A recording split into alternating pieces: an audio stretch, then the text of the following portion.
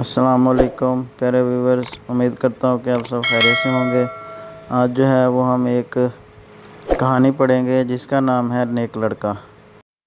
خالد ایک دفعہ بازار سے گزر رہا تھا۔ بازار میں بہت زیادہ رونق تھی۔ اس نے ایک بوڑھے آدمی کو دیکھا۔ وہ نابینا تھا اور اس کے ہاتھ میں لاٹھی تھی اور وہ لاٹھی کے سہارے چل رہا تھا۔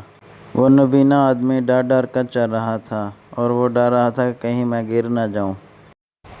خالد نے بوڑھے آدمی سے پوچھا کہ تم کہاں جا رہے ہو؟ بوڑھے آدمی نے جواب دیا، میں مسجد جا رہا ہوں نماز پڑھنے کے لیے۔ تو اس ٹائم خالد بولا، آئیے میں آپ کو مسجد لے چلتا ہوں۔ تو بوڑھے بابے نے اس کے خالد کی طرف دیکھا اور خالد نے کہا، آئیے میرا ہاتھ پکڑو، میں آپ کو مسجد چھوڑ دیتا ہوں۔ پھر خالد اس کو مسجد لے گیا اور اس کو مسجد میں چھوڑ دیا۔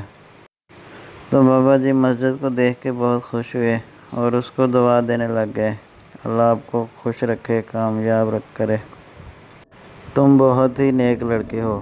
امید کرتا ہوں کہ آپ کو میری ویڈیو یہ ضرور اچھی لگی ہوگی۔ اگر اچھی لگی ہے تو میرے چینل کو سبسکرائب کریں اور مجھے دیجیے اجازت۔ اللہ حافظ۔